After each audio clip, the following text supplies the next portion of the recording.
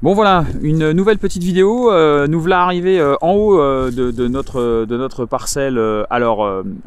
Pâture semi-boisée et boisée. Donc je vais essayer d'avancer. Bon, je sais pas, c'est une vidéo qui va peut-être faire une dizaine de minutes parce que bon, on va pas la laisser tourner le temps qu'on fasse tout le tour de la parcelle parce que on n'a pas fini. Alors là, voilà, là encore une fois, il y a une source qui descend, hein, qui est captée ici là dans le seau blanc qui est ici. Et cette même source, on la retrouve ensuite en bas de la parcelle qui est ici. Donc, alors, cette grande parcelle, qui est donc une parcelle qui fait presque 1,5 hectare, qui est donc une prairie semi-boisée, parce on peut voir que bon, c'est quand même de la pâture, mais il y a des arbres un peu partout. Donc, semi-boisée. Donc, là, on a la source qui descend. Alors, le terrain, enfin le morceau de bois de forêt qui est ici derrière là, donc celui-ci, eh bien on en a aussi une partie hein, qui nous appartient. Donc voilà, bon, on va pas faire le tour parce que là au niveau des bornages c'est un peu compliqué. Donc là ici, on voit bien donc l'eau qui arrive ici et donc normalement, si je raconte pas de bêtises, voilà, il y a un filtre ici pour retenir les grosses particules et puis l'eau qui redescend dans un tuyau qui passe là en dessous et qui redescend de l'autre côté pour descendre en bas de la pâture. Donc on va descendre un petit peu dans cette pâture.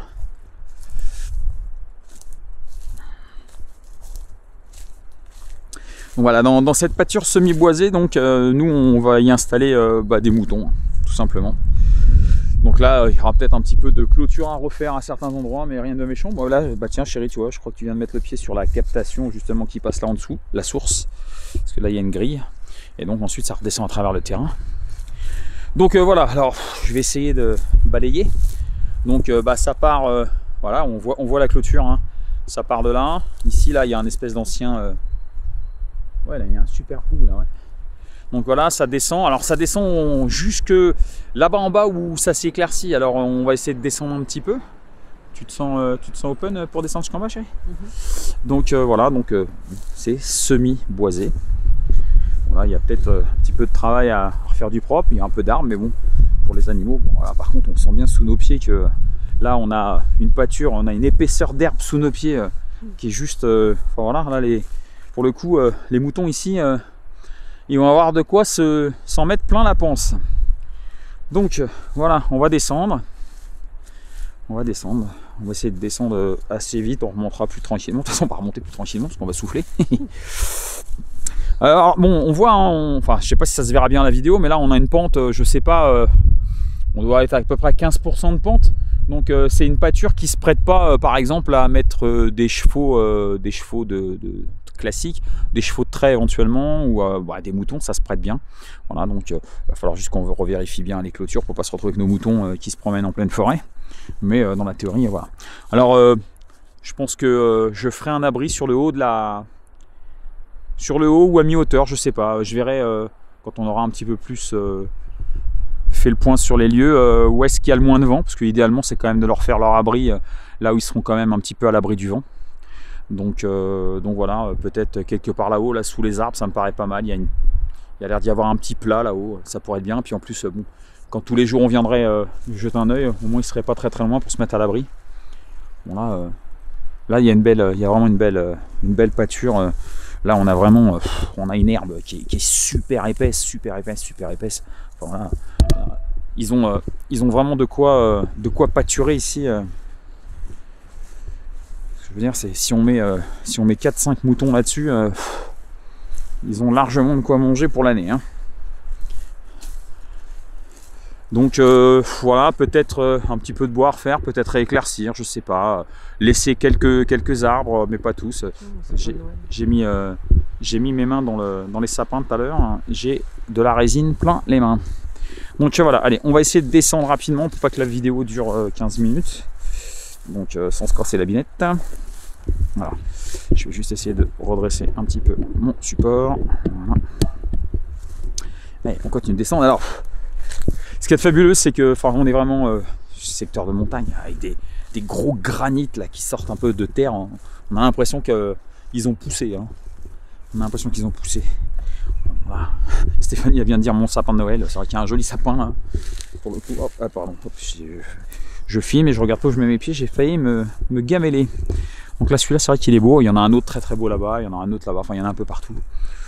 Donc voilà, alors on continue de descendre, ce que j'aimerais c'est aller jusqu'en bas où il y a la captation de la source. Alors je descendrai ici, je pense que je peux descendre avec une pelle pour pouvoir certainement venir agrandir la source en bas, de façon à ce que les animaux ils aient de l'eau en permanence. Voilà, alors là on retrouve encore les gros blocs de granit. Bon voilà, il y a quand même un peu de nettoyage à faire parce que bon, même si c'est des moutons, que ça reste quand même des animaux qui se débrouillent dans la nature. On voit quand même que fané là au sol, on a beaucoup de fougères.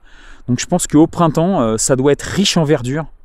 Hein, on doit avoir des belles fougères qui font, à mon avis, vu la longueur des tiges au sol, on va avoir des belles fougères qui font plus d'1 mètre de haut. Donc voilà, puis alors, pour ceux qui sont connaisseurs, c'est ce que je dis. Bon, voilà, on sait qu'on est en pleine nature, dans une nature de qualité quand on voit ça. Voilà, un bloc de granit recouvert comme ça, avec une grosse épaisseur de mousse, avec des lichens partout au sol. Hein, voilà, ça c'est toujours preuve qu'on est sur des terrains qui sont absolument pas pollués. Voilà. Allez, on continue de descendre parce que mine de rien, je crois qu'on a encore un petit bout à faire pour arriver en bas. Donc, on continue de descendre. Alors c'est vrai qu'il y aura peut-être un petit peu de nettoyage à venir faire par ici. Bon, en même temps, le nettoyage, c'est toujours aussi du bois de chauffage à récupérer. Hein. J'adore toutes ces grosses pierres là qu'on trouve un peu partout. Alors, je pense qu'on aura l'occasion de récupérer pour faire de la déco, des choses sympas. Ouais, c'est des blocs de granit, il y en a partout, hein, plus ou moins importants, qui dépassent. Il y en a de toutes les couleurs.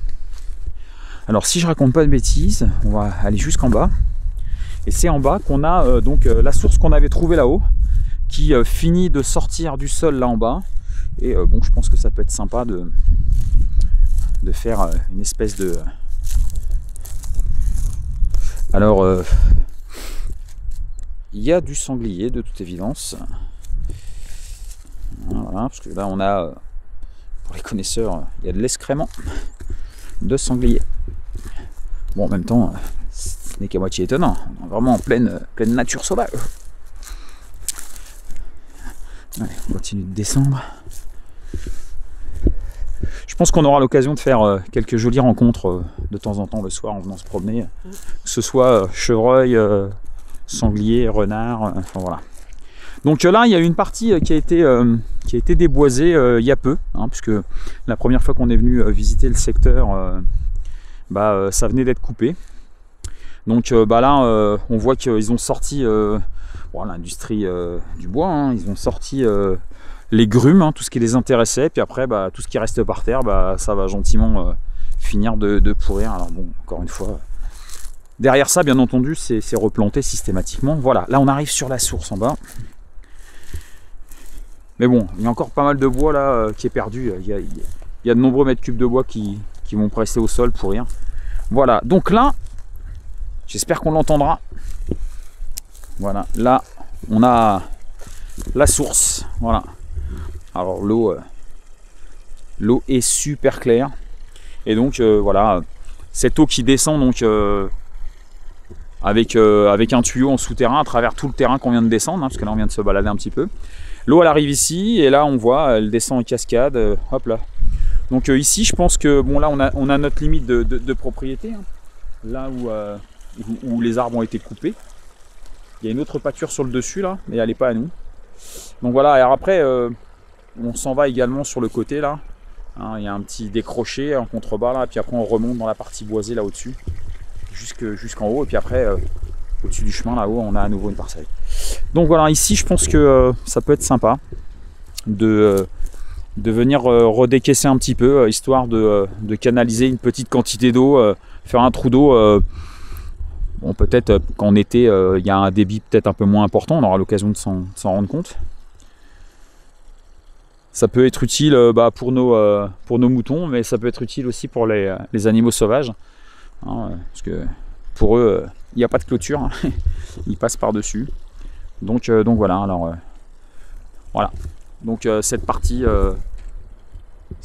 donc, qui est située à peu près à 800 mètres de la maison, hein, puisque bon, là derrière cette partie boisée, finalement, on redescendrait sur la maison de l'autre côté. Voilà. Donc voilà, je vais couper cette vidéo, pour pas qu'elle soit trop longue. Et on va se la couper avec le bruit de l'eau. Voilà.